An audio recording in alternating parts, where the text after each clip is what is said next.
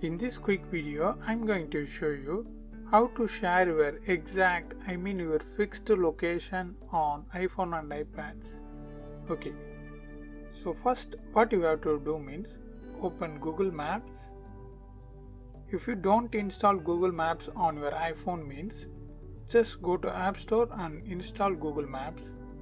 Now here you can see this blue circle was sometimes moving like this.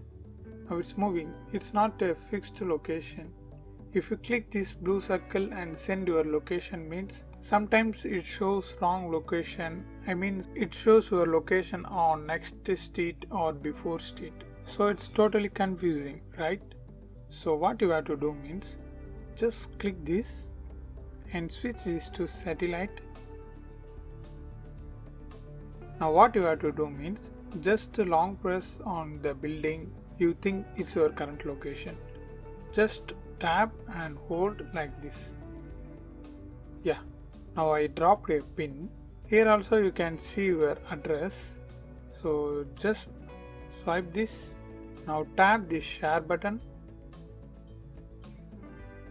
Now share your exact location on WhatsApp or other apps.